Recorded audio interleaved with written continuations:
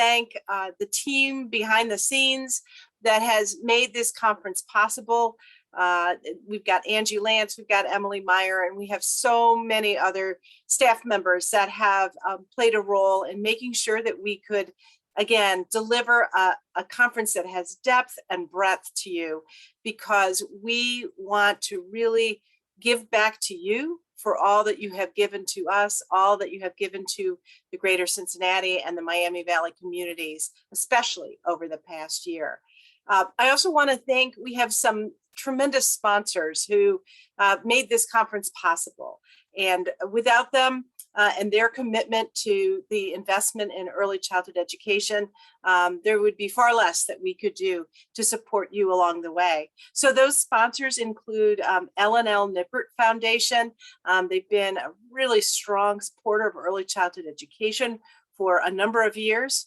The Skyline Chili Community Fund, which is, yes, Skyline Chili, they have made a commitment that their foundation is going to have a strong emphasis on youth, on early childhood education and its importance in the community. We have the Ralph V. Hale Foundation. They've supported a wide range of our training activities. You may have utilized some of the videos, the coaching videos. They helped us get that off the ground. And then certainly PNC Bank. They have been with us probably, if I were to look back in our records, for decades, focusing on the importance, not of what we do, actually, of what you do. So thank you so much to our sponsors. I would also just say thank you to all of you. As you know, the theme of today's, yesterday and today's conference is optimism. And I don't know how anyone could be anything more than optimistic when they look at the progress, despite the fact that we've had a pandemic, the progress over the last 2 years in quality childcare. And I see every month the updates on all of you, how you have maintained your ratings, how you've moved your ratings forward, how you have invested in your staff, how you've invested in yourselves. And that is definitely cause for optimism, that even in the hardest of times, you continue to move forward on making sure that every child has a quality child care seat, regardless of that family's challenges or their gifts and opportunities in life. And that really leads me to your role in the community. I think we have all understood that childcare really is an essential function. You are essential workers.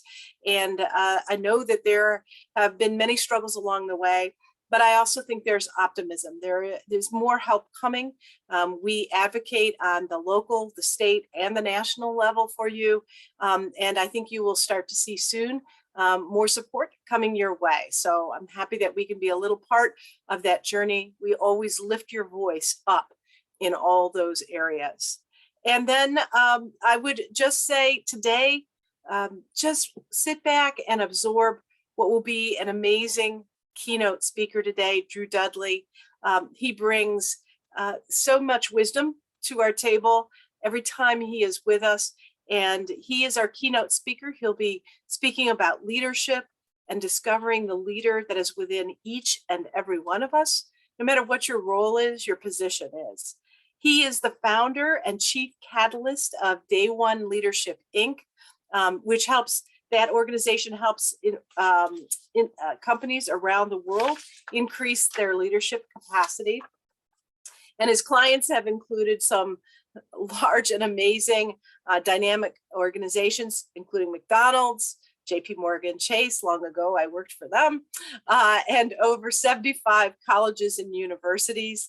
And prior to founding Day One, he spent 8 years as the director of one of Canada's largest leadership development programs at the University of Toronto.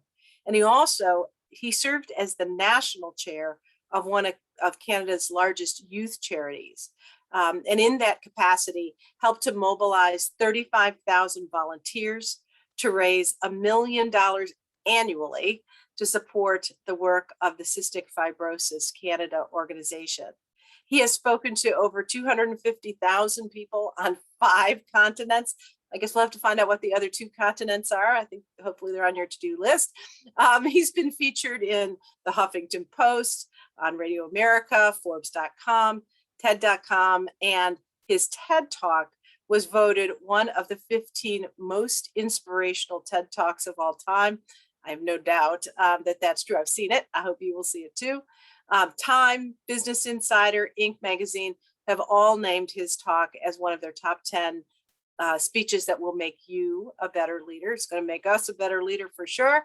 And his first book, This Is Day One, A Practical Guide to Leadership That Matters, debuted at number 6 on the Wall Street Journal bestseller list and has gone on to become an international bestseller. Please join me in welcoming Drew Dudley. Thank you so much, Drew, for taking time joining us again today. Oh, don't thank me. This is awesome. I love speaking to all of you.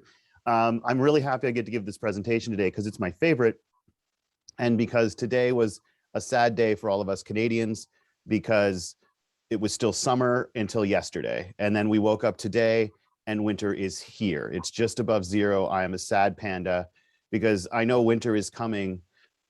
Like, that's a Game of Thrones thing, and I know Game of Thrones was popular, but I don't think what some people realize is to Canadians, we thought it was a documentary. And so winter is here, and I get to do these ideas with you because it's going to be here till next May. I'm thrilled to be back, my friends. Thank you so much for the invitation. I want to talk about one particular value today.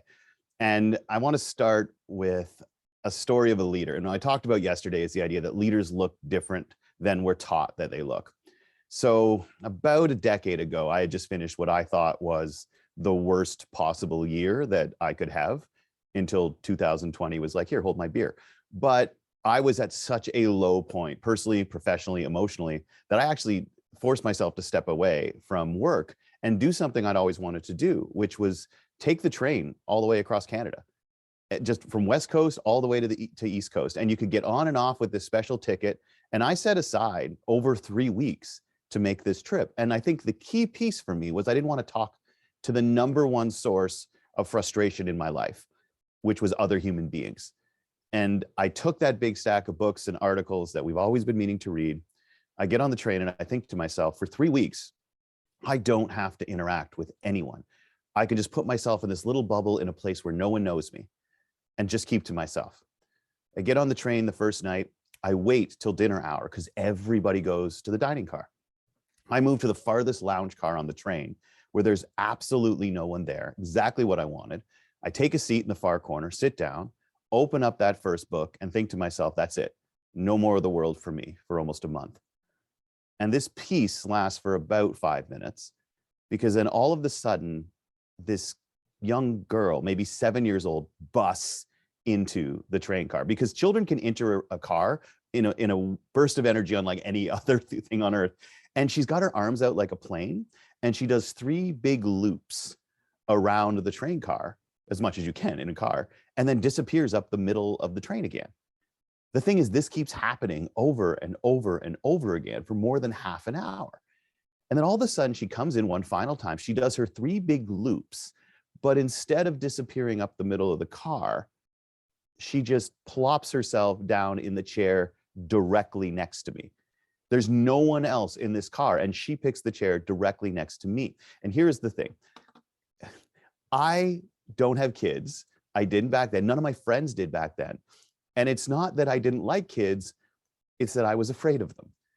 Because when you work in a university, you start meeting children well into their lives. And so I had learned how much adults can mess up kids by what they tell them. And I simply didn't feel that I was equipped to avoid doing that. But this little girl sits down next to me in the chair and she just swings her legs and she looks up and says, "Hi, I'm Allison." I look over and say, "Hi, Allison, I'm Drew." And then quickly look right back at the book, which is the international signal for, yeah, I don't want to talk to anybody right now. But kids either don't know that signal or do not care about that signal because she just presses right on. "What are you reading?" I said, I'm reading a book for work. And her eyes get really big. And she says, You get to read books for work? My dad has to go to an office. And I honestly, it was one of those cool moments that remind you of how awesome my job was. And she presses on, well, what's the story? And I look down at this textbook, this academic tome in my hand, and I have to admit, I'm like, well, I guess this book doesn't really have a story. Huh. Well, don't all books have stories? I said, well, no, some just have knowledge. Huh. Well, aren't stories knowledge? And see, this is what I was afraid of, because I do not want to send this young woman out after an interaction with me, believing that stories aren't knowledge.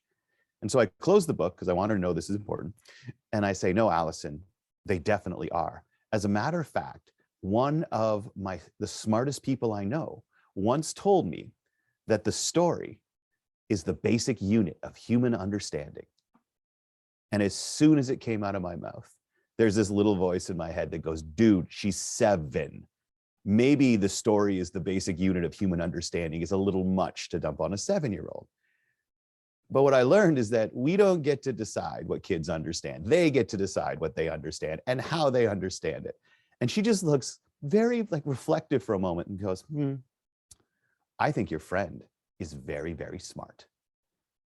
And it's hard not to just adore someone like that. And so I said, okay, Allison, can I ask you something? She says, yes. I said, why are you running up and down the train? I've been watching you now for half an hour and you just keep sprinting up and down. What are you doing? And she says, oh, yeah. My parents say that I have a very big spirit. They say that my spirit is too big for almost every room I'm in. And if you think about it, a train's just a big, long hallway. And if my spirit's too big for rooms, it's definitely too big for hallways. But anytime that I'm stuck somewhere that's not big enough for my spirit, I just run. I run to remind myself I'm always free if I want to be. And she said it so confidently, but with so little pretension. The kids can do that. They're not trying to sound impressive. They're just explaining their reality to you. And it's not their fault if it blows your mind. Because in that moment, I realized something that I had felt trapped for so long. I had felt trapped in my job. I had felt trapped in my relationships. I had felt trapped in my health. And I realized that instead of doing anything about it, like this young woman decided to, I had just decided to run away, to cut myself off from the world. And here was this 7-year-old making me realize that in this moment. And I said to her, Allison, I'm so glad that you said that to me because I've been really sad for a while. And I think you just helped me realize why that is. It's because I've been spending too much time in rooms and with people who aren't big enough for my spirit. Like, that was really nice of you. Thank you. And she hops off the chair and she just kind of looks at me for a minute. And then she says, Drew, I won't be rude, but I don't know if anyone whose spirit is too big for the room would ever bother to read a book without a good story. Bye. And then she's gone. Because in my experience, kids just decide when the conversation is over and exit stage left. And when she left the room, I felt so incredibly alone, not just because I was there on my own, but because she had made me so incredibly aware of a gap that existed at that moment. And I think that this is a gap that exists in a lot of our lives. And it's the gap between the person that you want to be and how you are actually behaving. And I think all of us have that gap. It is nothing to be ashamed of. I don't think most of us deny that it's there. What we do is we rationalize that gap as being temporary. Yes, there's a gap between the person I want to be and how I'm behaving, but just until the pandemic is over, just until the loans are paid off, just until the wedding, till the baby comes, till the promotion, till retirement, there will always be a just until. We just rationalize the gap as being there. And look, in that moment, I had always seen myself as someone whose job it was to connect with other people, to collect stories, and then to share them with other people. That was my job. That was the type of person that I wanted to be. And here I was, I had dedicated a month of my life and I wasn't going to act like that at all. I was removing myself from that. And that young woman made me realize that. That gap exists for all of us. Do not be ashamed of it. But I believe personal leadership comes from recognizing that gap exists, acknowledging it's our responsibility that it's there, and then having a plan every day to close that gap just a little bit. That's what I talked about with the leadership test. But what also is born in that gap is a judgment that we make all too often. Because if the gap's not fully closed, we think less of ourselves. What I want to talk about today is how we can address that. Because I believe that we don't take action about the gap because somehow we convince ourselves we deserve to have it there, that we're not good enough to close it. I think it's there, a lack of self-respect that really bites us. And I think that we have to start changing that. I talked about the leadership test and the series of questions and how to drive ourselves every day to live up to the values we claim to stand for. But it's that last one I want to focus on, just that one today, self-respect. I want to talk about self-respect because I believe it's the foundation of all leadership, because hard things are harder when we hate ourselves. So how do we start to build this incredibly valuable tool for leadership and for life? Because self-respect is a commitment to recognizing that when you are empty, you have nothing to give. And I think we all nod and we say, yeah, this is a platitude that gets thrown around all the time. But if you ever want to get a quick litmus test about whether or not you're really treating yourself with the amount of respect that you deserve, just consider this. Putting that on a screen makes some people uncomfortable just to look at it. People reach for their phone just seeing that image. If it shows up in the top right-hand corner of your phone, your entire existence becomes about that thing. I have watched people in $5,000 custom-made suits sit on the floor of airports to charge their phone. And yet every single one of us has walked out the front door in the morning, gone to work at less than 10% emotionally, physically, spiritually, and intellectually. Why is it if we walk out the door with our phone at less than 10%, we are professionally irresponsible? But when we go out at less than 10%, we're dedicated to our job. Like, when did we convince ourselves that leadership was martyrdom? Because I honestly believe that when you're empty, you have absolutely nothing to give. And so one question I always pose to people is, are you treating yourself with the same level of respect that you treat your phone? Because if you think about it, we charge that thing all the time. Every chance we get, we charge that thing up. And we wrap it in a protective case and we put protective glass over it because we know it's going to hit the ground. And so you prepare for that and you protect it because it is inevitable. And when it hits the ground, you pick it up and you move on because whatever, everybody drops their phone. But when we hit the ground, first of all, we rarely protect ourselves ahead of time because I think we've been convinced that protecting yourself for an inevitable fall is simply announcing to the world, I expect it. And I also think when we do hit the ground, and all of a sudden, instead of just being a pick up and go, it becomes an existential crisis. Why did I hit the ground? Do other people hit the ground this often? Are they judging me because they saw it? Treat yourself with the same level of respect you treat your phone. It is a powerful tool, but only if it's charged, only if it's protected, and you're more important than this tool that you carry around all the time. That's what self-respect is. It's answering the question, what did I do today to be good to myself? What I want to talk about today are 5 strategies to help answer that question. And every one of these strategies came from a different amazing leader. And like Allison, that little girl, a lot of them don't look like what we were taught leaders are supposed to look like. So here are 5 strategies for answering the question, what did I do today to be good to myself? Because you deserve this. And when you care about other people, we are so quick to just move past this because in the service of others, we believe that it's okay to destroy ourselves. But what we've done then is we've taken away a resource for people we care about because now we can no longer be there to support them. How do we answer, what did I do today to be good to myself? Tip 1, we got to recognize that happiness needs to be cultivated. And you know what, for today, let's say we got to recognize that optimism needs to be cultivated. I have a friend of mine and she's remarkable, but she has spent her entire life battling addiction. And I went to visit her once when she was in a rehab facility and we were out for a walk. And I was having one of those days where not only are you pissed off, but you seem to want to remain that way.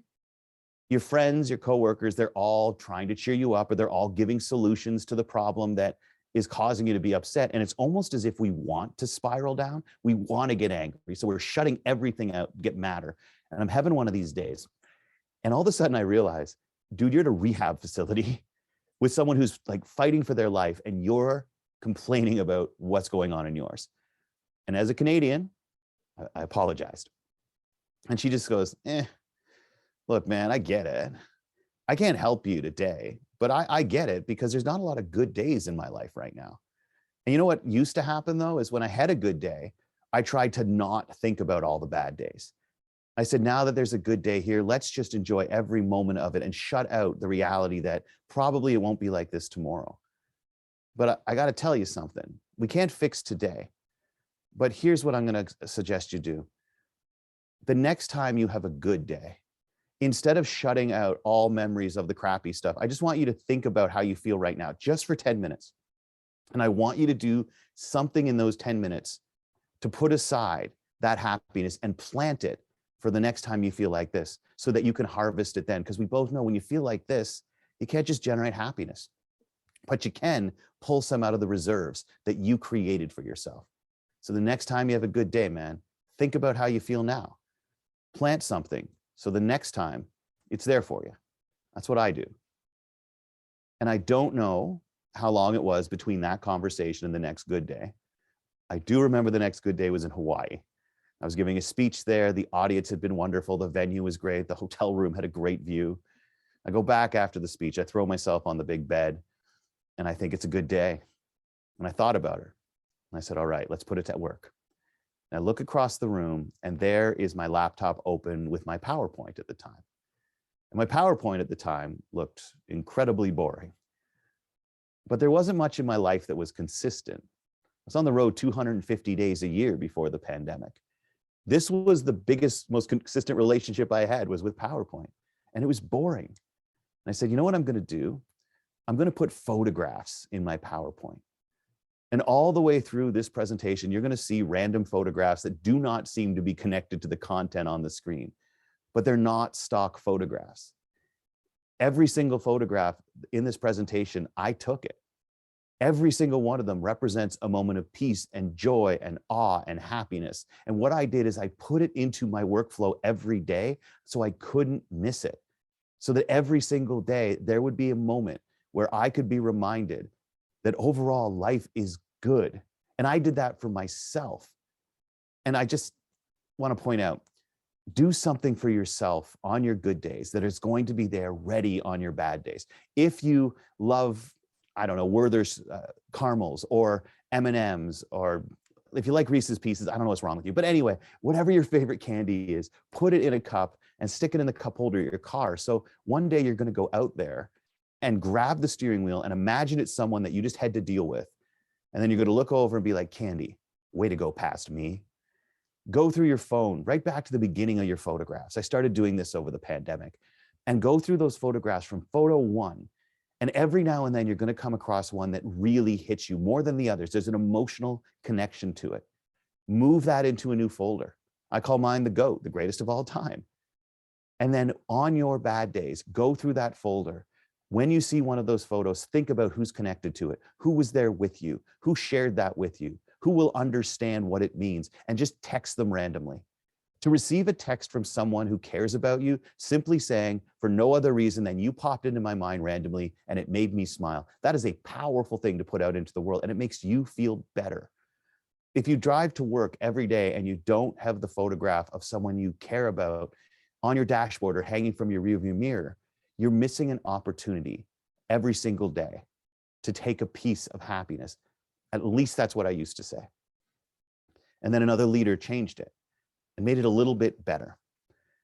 If you drive to work every day and you don't have the photograph of someone you love in front of you, you're missing an opportunity for happiness. I said that for quite a while. And then one day I get in the car to drive to a venue to give this speech. And sure enough, my Uber driver has photographs of her daughter. And I said, oh my God, I'm about to give a speech where I say doing that creates an individual moment of happiness every day. It's so cool that you're doing it. And she looks over her shoulder and says, yeah, you don't have kids, do you? I said, no. She says, look, sometimes the people you love, you don't like them very much. So let me tell you something. No, every time I look at that photo, it doesn't bring me a moment of happiness. But I will tell you something. Every time I look at that photo, it reminds me that I am connected to something much bigger than myself. And what that does is it gives me strength. And what I've found is that I need moments of strength more than I need moments of happiness in my life, because it's only with strength that I ever get to a place where I can enjoy happiness. Every single day, put something into your life. On a good day, put something into your life that reminds you you're connected to something bigger, because being connected to something bigger, that is a source of strength. And it is through strength that we give ourselves, that we allow for happiness, that we allow for resilience, that we allow for self-respect. And we don't have to necessarily feel strong, but we should put something in our day every day that reminds us that we are connected to things that make it worthwhile. Well, I thought, what a profound thing she told me that day. Cultivate happiness. On your good days, plant something for the most frustrated versions of yourself in the future. Do that for you, because I hope people treat you with respect and kindness and generosity, which you deserve. But if we keep looking externally, if we expect our happiness and strength to be delivered to us externally, we never get good enough at generating it for ourselves. And it doesn't have to be these big moments where we fight against all of the evils of the world. It has to be in these individual moments that we create for ourselves to remind us how strong we are. Plan for failure.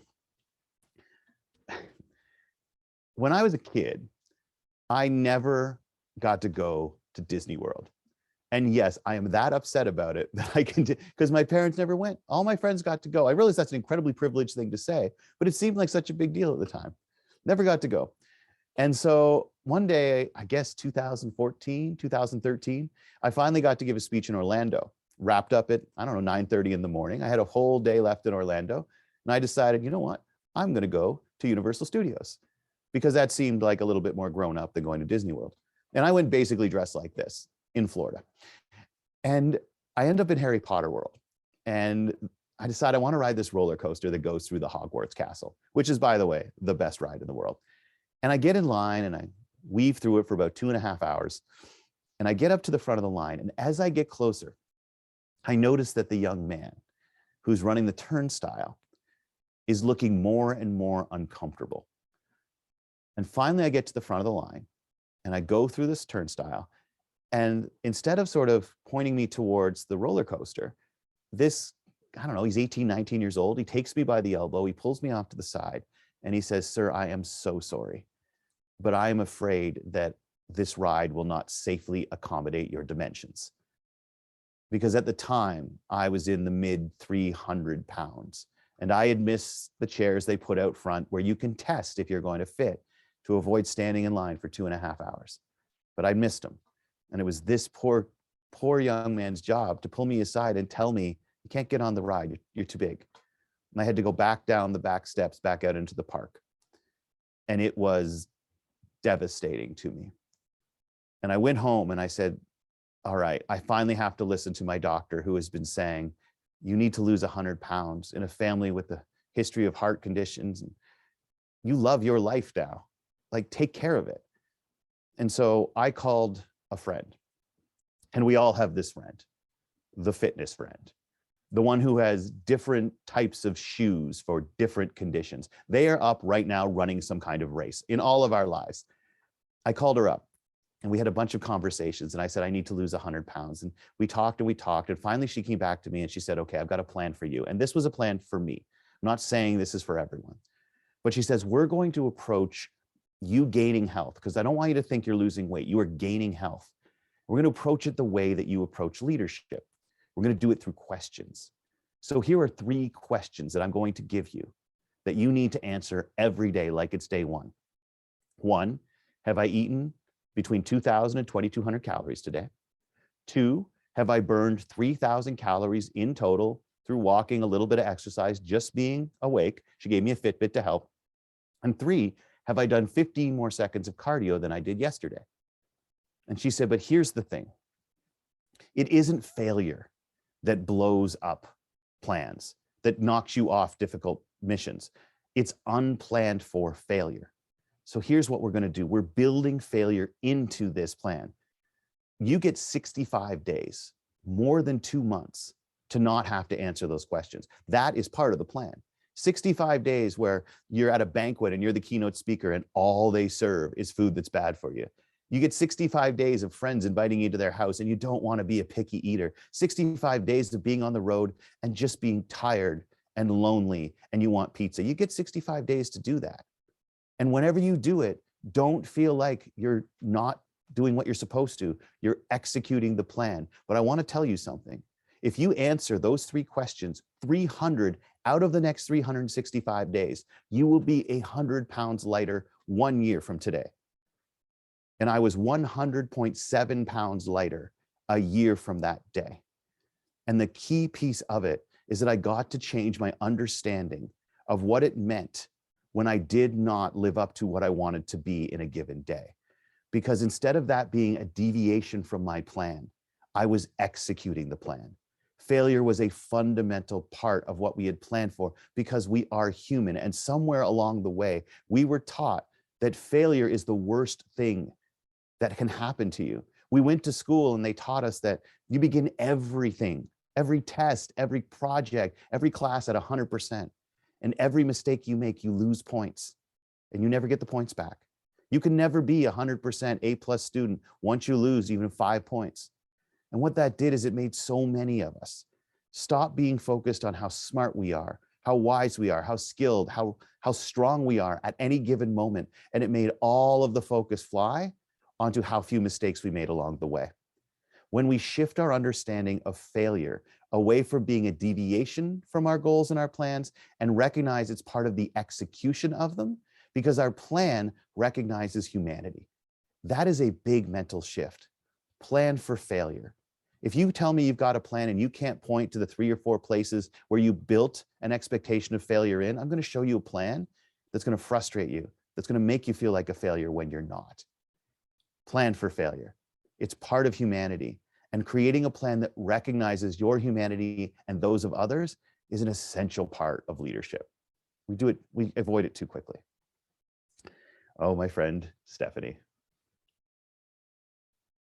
My friend Steph Dixon is a force of nature.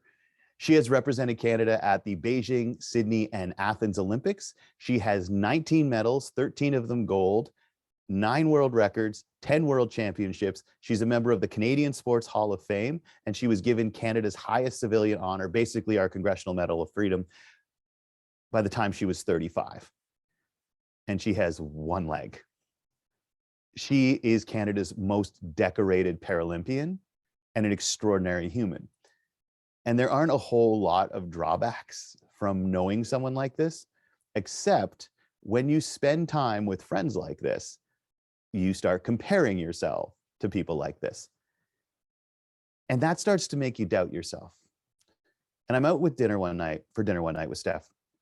And I started to talk about all of these criticisms that I knew existed out there of me and my company. And I claim, oh, I don't care. And yet here I am talking about them over dinner. Because in 2007, my work became so overwhelming that I came very close to hurting myself. And when I managed with the help of friends and with doctors to get through that, I promised myself I will never allow work to destroy me ever again. And that meant setting boundaries. And this is a very privileged statement. I do recognize that. I was lucky I had the ability to say this, but I said to myself, if I work more than 40 hours a week regularly, I am failing myself. That is my boundary. And setting boundaries can save you, but it also means that yes, you will lose some things. And yes, my company didn't grow as fast as it could have. And I have an amazing job, but I could have made more money. And people look from the outside and say, why aren't you? Your book wasn't done yet. And I was judging myself for protecting myself, for taking care of myself. And I was telling this to Steph and she cuts me off. And she says, do you like your job? I said, yeah, I love my job. It's better than I ever could have imagined. She says, do you like your life? I said, I love my life. It's amazing. She said, stop valuing the comfort of others over your personal truth. And then she said, look, I was born without a right hip. And almost every prosthetic in the world is built to fit over what remains of a limb, some piece of a limb. But I have none. So almost every prosthetic, when I grew up, slowed me down and hurt me. I'm so much faster on a set of crutches and 1 leg But all through high school, all through university, I always wore a prosthetic leg because it made the people around me more comfortable. Because when the one-legged girl walked into the room, everybody tensed up. And I realized that I could help other people feel more comfortable by keeping this thing in my life that slowed me down and that hurt me. And she said, Drew, what I was doing was valuing the comfort of others over my own truth. And every single time you keep something in your life that slows you down and hurts you, and the only reason it's still in your life is because it makes other people more comfortable with who you are or the decisions that you've made, you are wearing a fake leg. And she says, for some people, that's a game changer. But if you don't need one, it's slowing you down and it's hurting you. And I will tell you, more able-bodied people will go around wearing fake legs than I will see at the Paralympics. She says, value your truth over the comfort of others, because if you don't value your truth, who will? And it got me thinking. It made me think of this song, because I used to be a musical producer, a bad one. But years ago, 2.5 decades later, I still remember this young woman walking into the studio and singing a song. And one of the lyrics said, there's a difference between grounded and run into the ground. And some things keep you rooted and some just weigh you down. And you have to decide what you'd rather keep around. Building self-respect is a difficult process. It's easy for us to let it go, but it's hard to put it back. And I think that one of the steps we have to take to do so is incredibly difficult. It involves taking a look at all of the relationships in our lives. And bear in mind that relationships aren't just with people. They're with places, they're with jobs, they're with our mental health, they're with our physical health. These are all relationships that we have in our lives. And we have to take a look at those relationships and ask ourselves, which category do they honestly belong in? Some keep us rooted. They give us strength. They give us stability. They give us pride. They make us better. And some just weigh us down. The ones that we keep there because we want other people to be more okay with us. We all know people who are in relationships that are destroying them, but we don't want to be divorced at 30 or 40 or 50 or 60. We know people who are being destroyed by their jobs and they don't want to leave because, well, what will people think if I no longer provide for my family? But it's so much worse to be emotionally, it's so much worse to be emotionally and spiritually bankrupt than it is financially. And so we keep going through things that hurt us. We keep going through things that slow us down because we're afraid of what other people will think. I think an incredible act of self-respect is to take a look and say, which one of these relationships are keeping me grounded and which ones are weighing me down? It's a difficult thing to do, but it is at the core of self-respect, because if you do not value your truth, nobody else will. And the power and energy it takes every day to live a life that doesn't recognize your truth makes it so hard to be the person that you have the ability to be. It's easier said than done, I recognize that. But until we start asking that question, we simply avoid it. And it's a question that should not be avoided for us to live our best lives. All right, that train trip. Once Allison set me straight, I totally changed my plans for that train trip. I started being the guy who talked to everybody. I sat down next to strangers. I started asking them questions. I started asking them about their values, their leadership, their best life advice. And on the last night of the trip, the train stopped in Montreal, Canada. And 2 guys got on the train. And these 2 men fundamentally changed my life because they were the most relentlessly optimistic and upbeat, fun human beings I have ever met. They bust onto that train like a wrecking ball. They walked into the bar car, they bought drinks for everybody, they walked around and handed them out, shook hands, told terrible jokes, made someone go get a guitar so they could lead a karaoke sing-along deep into the night. They were party animals. And they were 89 and 91 years old, Jimmy and Earl. And they take this trip from Montreal out to Halifax every year for almost 60 years. And I said, if I like to collect stories, these are 2 guys I got to talk to. So I pulled the younger one aside, Earl, and said, hey, can I have breakfast with you guys? I just want to pick your brains. And he's like, yeah, sure. You just got to do something for me. You got to bring me something.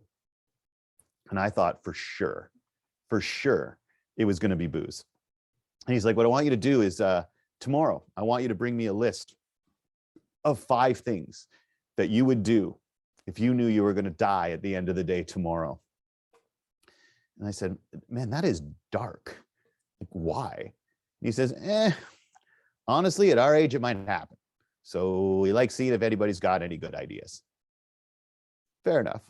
So I go back to my little cabin that night. I write out this list of 5 things. And I get up the next day. I go to breakfast with them. It's the last meal on the train before it pulls into the final stop. And small talk begins. And then they ask me, hey, what do you do for a living? And I say, I run the leadership development program at the University of Toronto. Ah, you're an educator. Yep. All right. What is one thing that you want every single student, whoever goes through your program, to be guaranteed to know at the end of it? And I sat back and I thought, and I said, I want them to realize that they've been educated into focusing on the wrong things. Because look, on the first day, I ask a series of questions every single year. How many of you can tell me what your GPA was, what your grades were last semester? And all their hands go up. All right. How many of you can tell me how much money you made at your part-time job last year? And all the hands go up. How many of you can tell me who sings Party in the USA? And all the hands go up. How many of you could tell me the single happiest moment of your life? Nothing. And I said, money, Marx, and Miley, no problem. Happiest moment of their life? Haven't even thought about it. And then I sit back all smug, because I've told that particular story a bunch of times and people are always like, nice, it's so cool that you challenge students like that. So I was not prepared for Earl to lean forward and say, well, that's because it's a dumbass question. And I was a little defensive. I said, what do you mean it's a dumbass question? You don't think it's important to point out to people they don't even know the happiest moment of their life? And Earl says, I think it's far more important for you to realize how dangerous it is to ask that question. Because look, Drew, all you're doing is you're reinforcing this idea that the only things that are worth celebrating are the absolute best. He said, you get one happiest moment in your life, one most beautiful sunset, one most delicious meal, one most extraordinary kiss. You get one. But numbers 2 through 50 are pretty amazing, aren't they? But when all we keep doing is asking about the best one, the best one, the best one, it means that what happens is every time we have a good experience that isn't at the top of our list, we immediately devalue how good it actually is. Drew, by continuing to do that, all you're doing is you're making people ignore all kinds of great things in their lives because they're not the greatest thing. He says, Drew, greatest is the enemy of great. Stop reinforcing this idea that makes people ignore the best stuff in their life. And I never thought of it like that. And so I said, okay, well, what should I tell them instead? If I'm gonna not tell people to focus on that, like, give me another approach. And he says, no problem. Tell everyone to draw a line in their mind, and it's just called the great line. And when you have an experience, push yourself to resist what we just instinctively do, which is to access the ranking in our mind and figure out where it fits and ask only one question. Was that above the great line? And if it was, that's all that matters. It's just the great line. Because right now what we do is we instinctively rank things and figure out where it goes on a board in our mind. But why don't you start thinking about it like it's a big attic and you just toss it up into the attic? Because at that moment, that means anytime you just walk up in the attic, stuff's scattered everywhere. None's better or worse than the other. It's just worth picking up and celebrating. And Jimmy says, like, think of it like a poker game. Like, imagine you get one chip for every category in your life. Beautiful sunsets, amazing meals, incredible kisses, happy moments. You get one chip for the best one. You're limited in the stack you can accumulate. But if you allow yourself to take a chip for every single thing above the great line, it is unlimited, the riches that you can pull into your life. I just love that way of thinking. And I mess it up all the time. People still ask me, hey, like, what's the best restaurant you've ever visited? And I start thinking about it. And then the problem is I have to tell the whole Jimmy and Earl story every time. But that way of looking at our lives with a different type of gratitude, realizing that without even knowing it, we've been trained to diminish most of the great things in our lives by ranking them against the very best. We need to start shifting that. It's a whole different approach to gratitude. And it makes us realize how much better our experiences are, which makes us feel better about our lives, which makes us feel a little bit better about who we are. Because if you know you lived a good life, you start to convince yourself maybe a little bit more that you're a good person. And I said, where do you get that? Like, tell me the backstory of the Great Line. And Earl says, look, when you have what you believe will be the happiest moment of your life, when you were 16 years old, you better look at the world that way. Otherwise, it's basically all downhill from the time you're a teenager. And I said, you had the happiest moment of your life when you were 16? He said, I thought I did. I was wrong, but I thought I did because I made it to the end of the beach. And I said, what beach? And he says, Juno Beach. And Juno Beach is the beach that most of the Canadian Armed Forces landed on in Normandy on D-Day. And I look across at these two guys and I'm like, you guys were at D-Day. And they're like, we met at D-Day. And then they told an old friend story. The type of story that when they start telling it, it's like a Broadway show. They have their own lines and their customized jokes and their own cues, and they know it like dead core, they know it. And so they start, and it basically goes like this. Earl says, I'm face down on the beach, crawling along, and there's bullets and there's bombs everywhere. And I don't think anyone can truly understand the noise of that day, the noise. And he said, I look up and here's this idiot, and he points at Jimmy, and he's about 30 yards in front of me. And he's yanking on some fence post that doesn't need to come out, but he's standing up amongst all of these bullets and bombs. He's standing up. And I'm like, this guy's going to get his head blown off. And so I start screaming at him, would you get down? Would you get down? He doesn't hear me. And finally, I get so frustrated at this idiot not ducking that I stand up to yell at him to get down. And at that moment, he hears me. And he spins around to look at me. And he takes a bullet off of his arm, and the SOB redirects it into mine. And these two men roll up their sleeves, and they have a matching bullet wound from the same bullet that they got on D-Day that they put together, and it looks like one. And they said, we've had to sit on this side of each other for 60 years so we can tell that story. And he said, Drew, when I got to the end of the beach that day, what I did is I told myself, I will never feel better than this. And I'm never going to bed with anything left on the list. And I said, what list? Because I'd forgotten what he'd asked me to do. He said, do you have that list of 5 things that I asked you for? And I said, oh yeah. And I reached for it. He goes, no, you don't share it with me. That's incredibly personal. But I got a couple questions. One, is there anything on that list that you're physically incapable of doing? And I looked down at it. I was like, well, honestly, no. He said, is there anything on the list you're going to do? And I had to honestly say, no. He said, that's the difference between you and I. I realize how important it is to not leave stuff on the list. And if you're going to teach leadership, I'd suggest you start learning that lesson too. And I've never forgotten those two guys.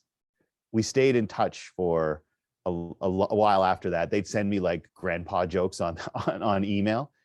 And they've stuck with me forever. I get to share this story with them.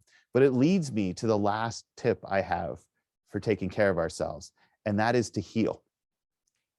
And healing isn't talked about when we talk about leadership.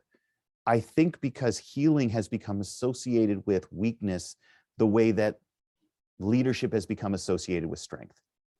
Well, leaders shouldn't have to worry about healing because what's key for leaders is to be strong enough to never break.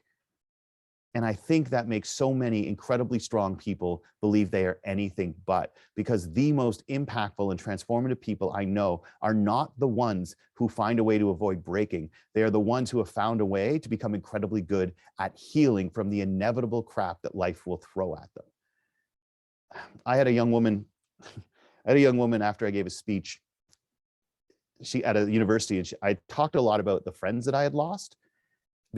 Not because I wanted it to be sad, but I had lost all these friends who I shared their stories and they'd all been gone by the time they were 25. And I wanted people to understand that your age and your economic background and how smart you think you are is in no way correlated to your ability to share ideas and have things that last with people. Because I still talk about these people 20 years after they're gone.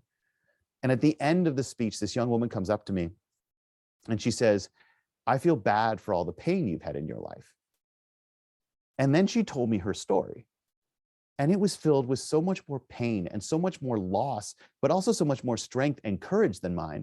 that I had to say to her, like, how can you say that you feel bad for the pain that I've had in my life when yours dwarfs mine?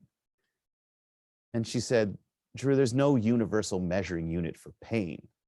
Hurt just hurts. And anything worse than what you're used to is pain. And because we're all used to different things, it's pointless to compare. It's pointless to compare my pain to someone else's and someone else's to mine, because what we're used to is different. But I want to tell you this. I know this for sure. Only hurt people hurt others. And if I want to be the woman I know I can be, I have to find a way to let go of the things that have hurt me. Otherwise, I'm going to carry them with me. And one day I'm going to use them as a weapon against someone that I love. Only hurt people hurt others. That's one of those things that when you hear it, you're like, oh yeah, that's true. But the more you think about it, the more you realize how it may be one of the most fundamentally profound leadership and life principles out there. Only hurt people hurt others. Because it means that most of the pain that's been inflicted on you, it isn't about you, which means you didn't deserve it. Like, you don't deserve the worst things that have happened to you. Sometimes we're responsible for them and we should be accountable. We don't deserve them. When we recognize that only hurt people hurt others, we realize that the things that have hurt us, we didn't somehow deserve them along the way. But also, I think we have to realize that we get the opportunity to be the place where the transfer stops. Because as soon as we get hurt poured onto us, we want to get rid of it, and we pass it along as well. And not easy, it's so not easy, but I think that one of the key things that would instantly help us heal, that would make our lives better, and we all have the ability to do it, and we choose not to, even though we don't think it's a choice. One of the things that we could do that could instantly make our lives better is to forgive ourselves and forgive other people. Because I think every single one of us has someone that we wish was in our lives. We wish we could call, we wish we could text, we wish we could share our successes and our failures with. And the only reason we can't is we haven't said the words "I'm sorry," or we haven't allowed ourselves to hear the words "I'm sorry." Fix that. I'm 44 years old, and I've been to the funerals of 20 of the people that I love. I've only been to 13 weddings. And that means that I have lost too many people in ways I cannot control to not tell every audience to whom I speak, if you can save a relationship that made your life better, it has to have made your life better. There are too many abusive relationships that we miss for some reason, but they didn't make our lives better. But if you can save a relationship that made your life better, friendship, professional, family, romantic, if you can save it by saying the words "I'm sorry" or allowing yourself to hear the words "I'm sorry," do it. Because there's no worse feeling than going to the funeral of someone you desperately cared about and the last thing you said to them was terrible. And that has happened to me twice. Leadership, strength, self-respect means being able to go to bed every single night knowing that cannot happen to you. That is an extraordinary act of self-respect. There is no weakness in forgiveness. Leadership and self-respect begin where forgiveness begins. And remember, forgiving someone doesn't necessarily mean they get to come back into your lives, but it means they don't get to sit there as a burning ember in your brain and your heart. 5 tips. Recognizing that happiness has to be cultivated on your good days. Plant a little something for the bad days. Plan for failure so that failure isn't seen as a deviation from your plans and your goals, but execution of them. Recognize that keeping things in your life that slow you down and hurt you is valuing the comfort of others over your own truth. Recognize that greatest is the enemy of great, and we have to rethink how we embrace gratitude in our lives and heal, knowing that forgiveness is really one of the only things in our power when it comes to dealing with the hurt that comes our way. I've gone through a lot today. Text respect, the word respect, to 72,000, and you can get a PowerPoint copy of all the slides that I just went through. And I guess I'll close with this one. The end of that trip, as I was talking to everybody, I came across this amazing young woman named Kaylee, and she was a young engineer, like she had just graduated engineering school. And I sat down, I was talking to her, and one of the most interesting questions you can ask someone on the train is, why are you on the train? Like there are a lot faster, less expensive ways to travel all the way across the continent than riding on the train. I was running away from things. Why was she on the train? And she kind of looked at me with a little smile. And then she said, I'm going to tell you that. But first, I got to tell you a story. It's a story that my first year engineering professor taught me.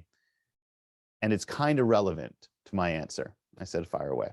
She says, have you ever heard of the Roeblings?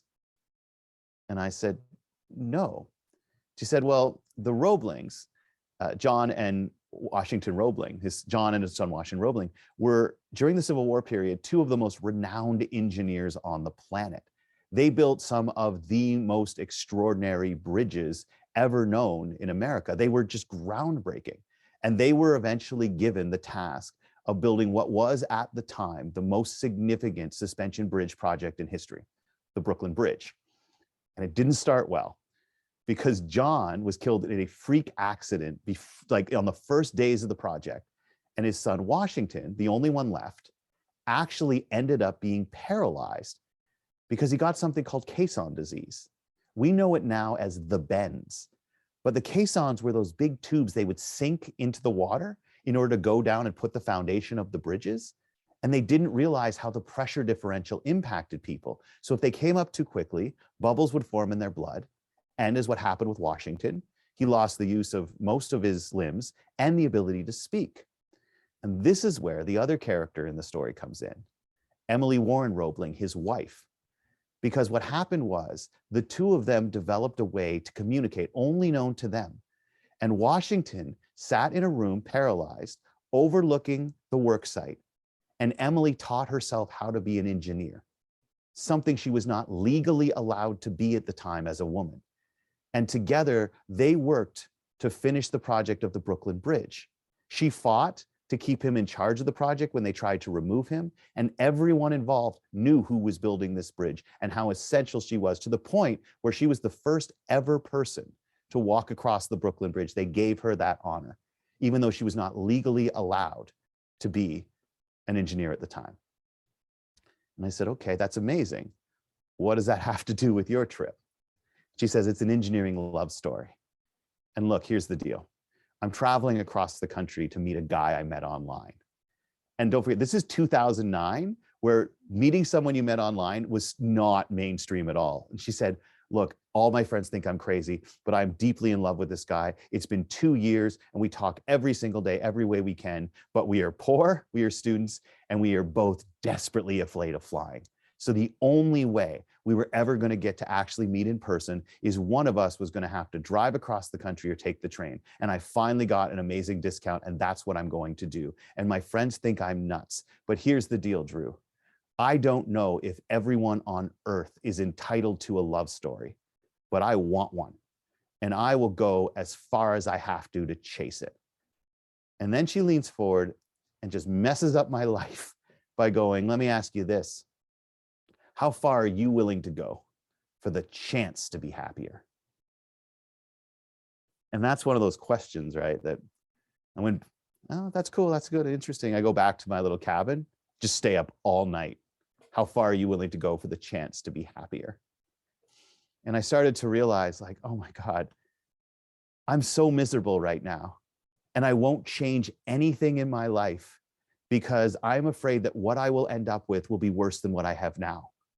That's what keeps us from making any changes. We're afraid that what we will end up with is worse than what we have now. And what I have now, I hate. It's making me miserable. It's making me anything but optimistic. And yet I won't risk it because I'm afraid I'll end up with something worse than what I have now. Change is self-respect and change is courage. And somewhere along the line, like they taught us, all right, you start your life with these 10 change chips. That's it. That's all you get, 10 change chips. Each one of these chips represents a major change in your life, a shift in direction. But the thing is, you have to pretty much use them on a particular schedule. You can use 5 change chips before you're 25, and then you can use 3 more from the time you're 25 to 30. But you got the last 2, all right, that you can use until you're 40 years old or so, 45. But you start making major changes after that age, you just don't have your crap together. And you're going to get judged for it. And so what we do is we don't recognize that we have every right to keep making changes in our lives until it's the life that we want and the life that we deserve. Your changes aren't limited. You got these 10, and if you've made too many, you can't do it anymore. I think that one of the toughest self-respect questions for any leader, because I'm all into the questions, is to be able to take a hard look at the things and the relationships in your life. And you have to ask yourself a really tough question. Where in my life am I settling? Am I settling in my career? Am I settling in my health, mental or physical? Am I settling in my relationships? Am I settling in my self-respect? Because I don't care how old you are. You are too young to settle. My friends, I once had a young woman come up to me and tell me that for 2 years, she had been watching my charity campaign try to raise money. And she said, I'd go home at 2:30 in the morning and I'd walk by the office where you worked and I'd see your whole team there building donation boxes and painting signs. I watched you give 12 speeches in 2 nights to try to convince people to go out and raise money for this charity. And I wanted to tell you that I've never seen a group of people work harder at anything in my life. And I wanted to let you know that somebody noticed. And I don't think I'm the only one. And I feel better there are people like you in the world. And then she handed me an envelope and walked out the door. And I remember going over to my co-chair of the campaign to say, do you know what that young woman said? Here, she left us a note. And I opened up the note, but it wasn't. In it was a personal check from a 21-year-old university student for $2,000, which just happened to be the amount we had come up short in our fundraising campaign. And in the memo line, she had written for inspiration rendered. And I'd never seen her before. We judge ourselves because we know every bad thing we've ever done, every lie you've ever told, every rule you ever bent, every obligation you didn't live up to. But that doesn't mean, I don't think we realize that other people see all of the good things we do sometimes better than we do. You want someone to cruise on a compliment for about 2.5 decades, try, I feel better there are people like you in the world. You deserve good things. So many of my friends will burst into tears before they can look me in the eye and say the words, I deserve good things. Start practicing, because you do. I can't imagine what your lives have been like for the last 1.5 years. But I am so honored to get to share some of these ideas with you and to at least get the chance to look into a camera lens and say to all of you, I feel better there are people like you in the world. Thanks for giving me the honor of speaking to you. Keep doing the work you do. Stay safe, and all the best. Take care, my friends. Thank you so much, Drew, for your time today, yesterday. I imagine that you're familiar with the butterfly effect, where it only takes one butterfly flapping its wings to cause impact across the globe. Well, I can liken you to that butterfly effect. We thank you so much for flapping your wings for us. And though you can't hear our applause, perhaps all of us here this morning who are clapping our hands, we are going to be able to cause a little bit of a butterfly effect and send some of our warmer weather up north to you all in Canada so that you can get a little bit of glimpse of fall back. My friends, thank you. We are a strong people. We just keep the winter, because when the invasion inevitably comes, we're just going to keep backing up and wait. My friends, thank you so much. Thank you, Drew.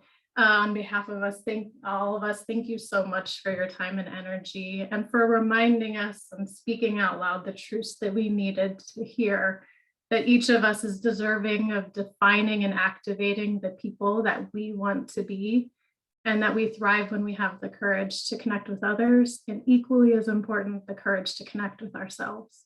So we are so very thankful. Thank you, my friends. Stay strong.